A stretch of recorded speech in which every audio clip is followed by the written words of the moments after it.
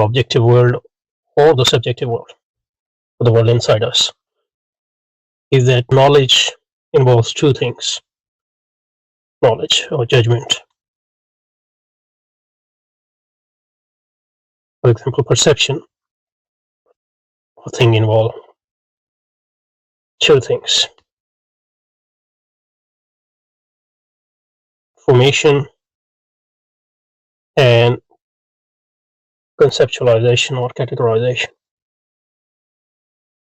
That we through senses, outer and inner senses.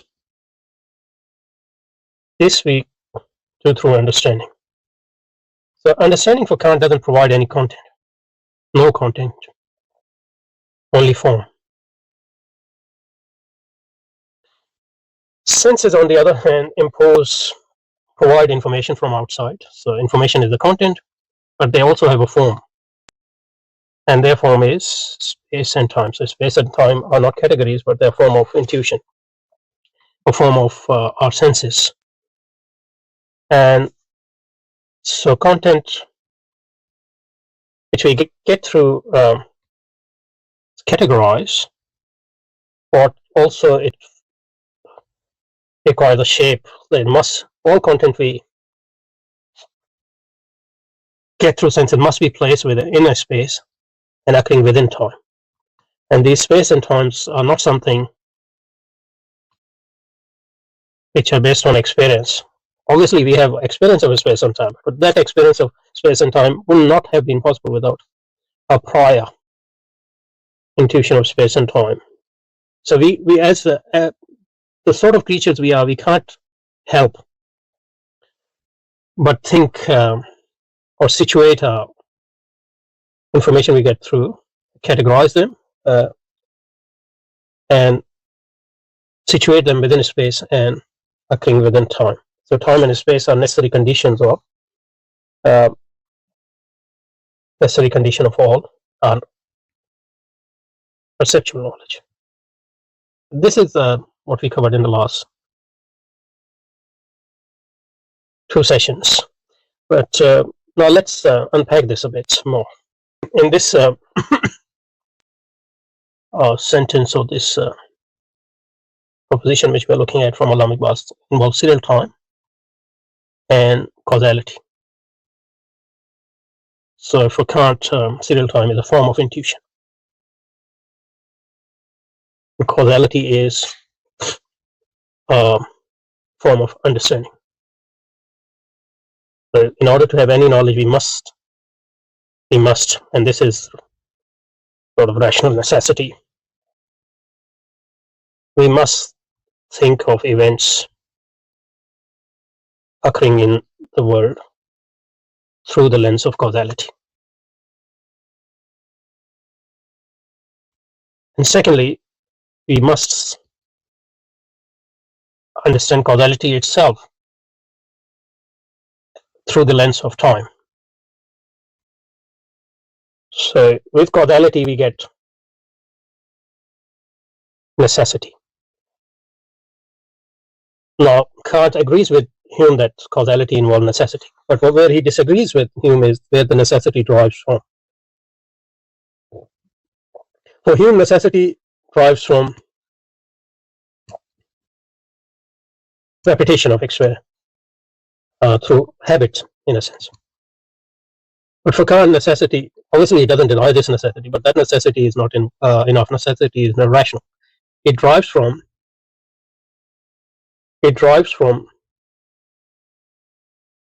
the fact that the type of creature we are, we can't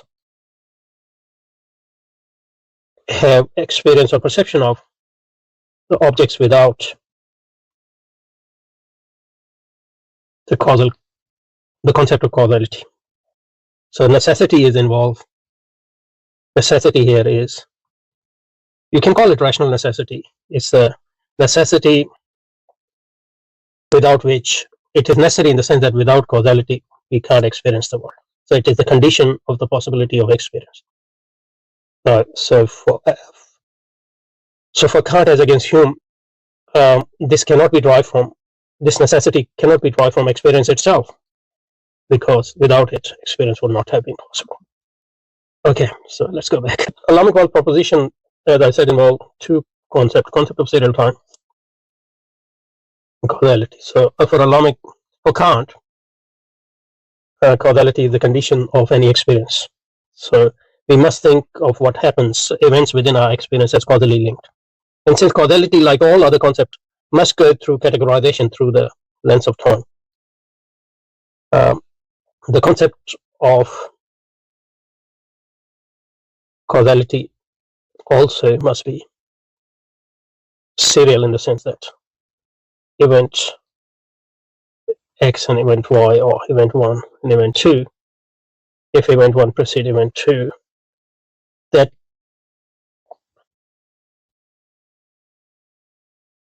succession itself is objective and necessary, because without this, experience would not be possible.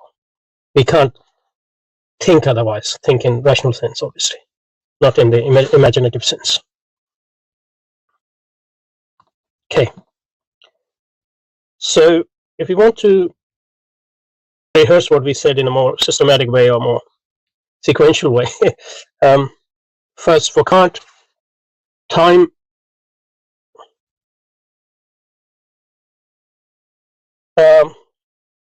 is a pure form of intuition, like a space, which means that we can only perceive objects, only is important here, perceive objects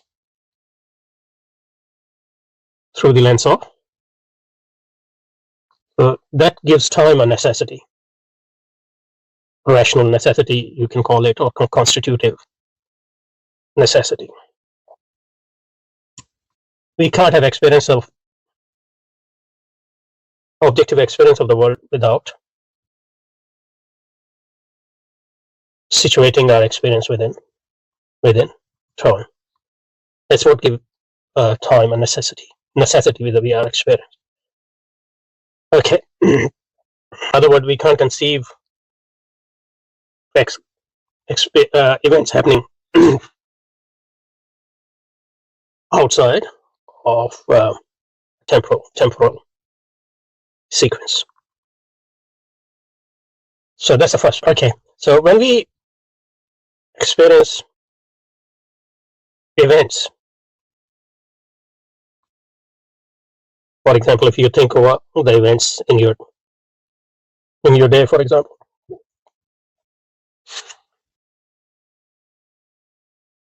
our understanding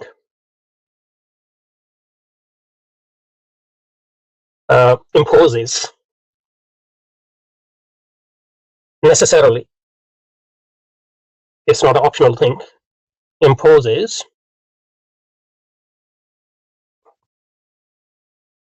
a causal order on that. So for example, if you see a stone flying and is striking a window of a car, the window crashes. So the events here, flying, striking a window, and the window crashes, even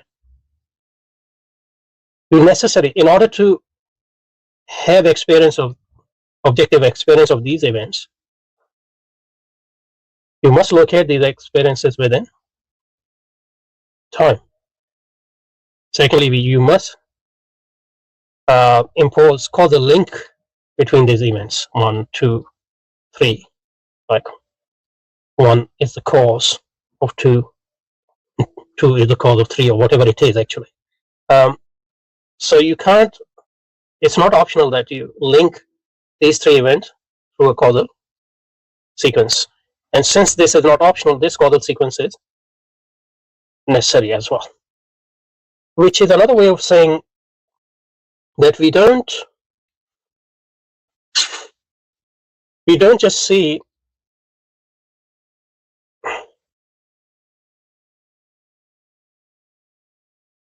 one event followed by another. So we don't just see stone throwing, striking a window, and window is smashing, we don't just see this follows this and this follows that. We actually understand them.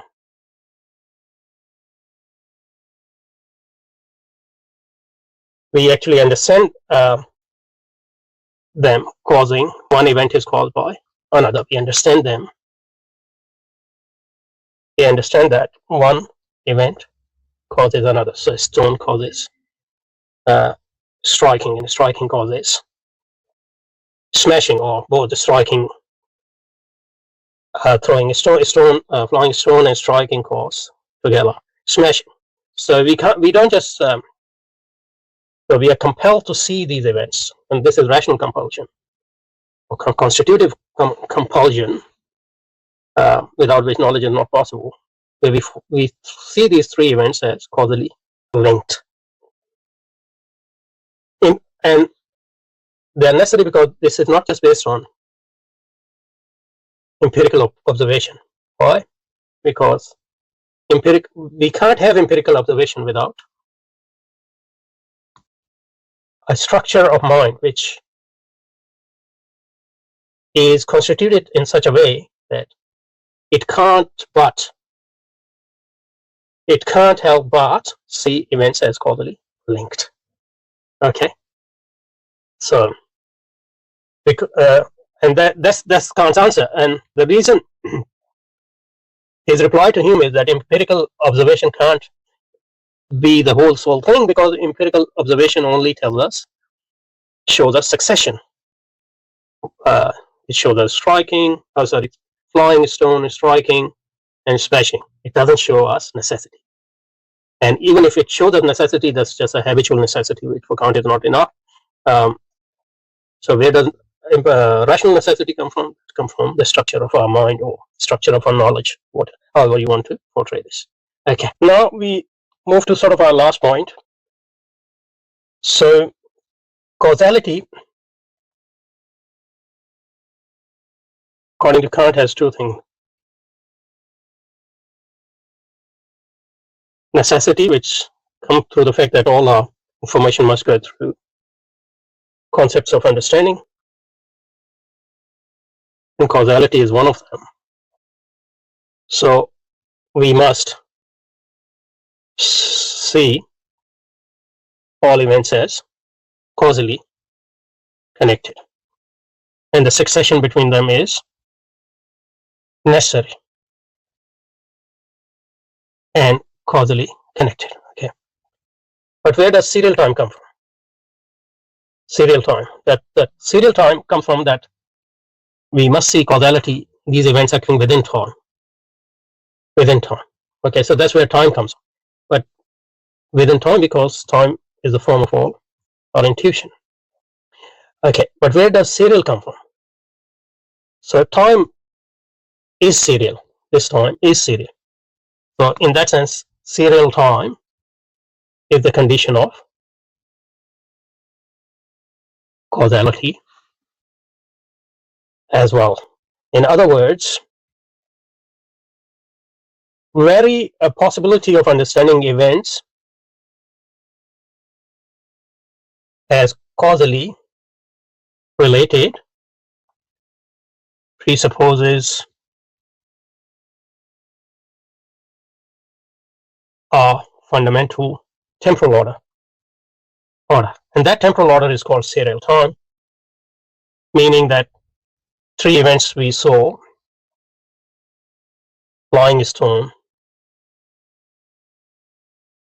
striking a window, smashing a window,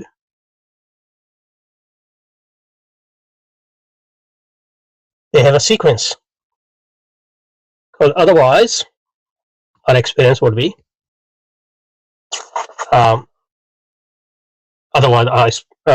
experience would be just a jumble of events. We won't be able to connect them causally. So in order to connect the events causally, we must situate them in time, and we must understand time in a serial order. Otherwise, we won't have the distinction between cause and effect.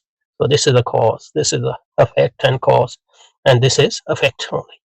It's not that this, we can't say this is the cause and this is effect 1 and this is effect 2. Why we can't say that? Because time is serial. There is a sequence to it. So that's what serial time is, the essence of causality for Kant. That's how we understand Kant, Alamic Ball's statement here. So to sum up, we can only grasp events as related through cause and effect because we understand the events or the phenomena as existing and changing within a unified temporal framework, which is the framework of serial time. Because if time were not inherently, according to Kant, serial, in the sense that the sequence are not optional, that's what we mean by serial, and ordered, our experience would be just a chaotic jumble of perception.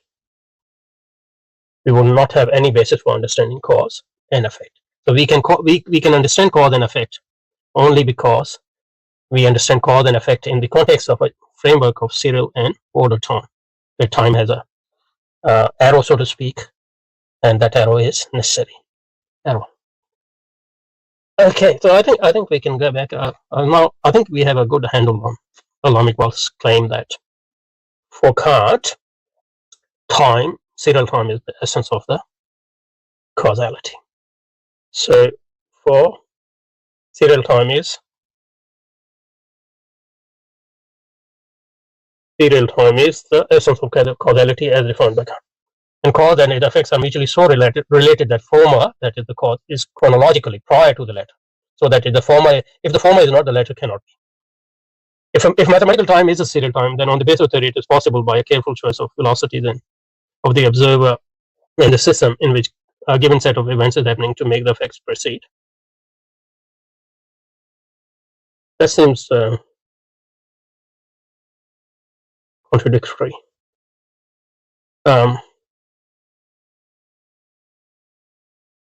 If mathematical time is a serial time, then on the basis of theory, it's possible by careful choice of velocity of the observer and the system in which a given set of events is happening to make the effect proceed. I don't think it's possible in the Kantian system. In physics, there's symmetry between cause and effect. So physically, according to physical laws or equation, there's no arrow there. But in the Kantian system, as Alamic Ball himself shows there, so it seems like there must be some either there must be some typo here, or he's talking about something else. According to that form is required so that if the former is not, the latter cannot be. If mathematical time is a serial time, then the basis of theory is possible by a careful choice of the velocity of the observer and system in which a given set of events able to make the effect precede its course. That's not clear to me, but we'll see it next time, inshallah. Subhanakallah wa bihamdika, nashhadu an la ilaha illa anta, nastaghfiruka wa natubu ilayk. Wa sallallahu wa sallam ala sayyidina Muhammadin wa ala ali sayyidina Muhammadin wa barik wa sallam. Subhana rabbika rabbil izzati amma yasifun wa salamun ala al mursalin walhamdulillahi rabbil alamin. Amin amin ya rabbal alamin.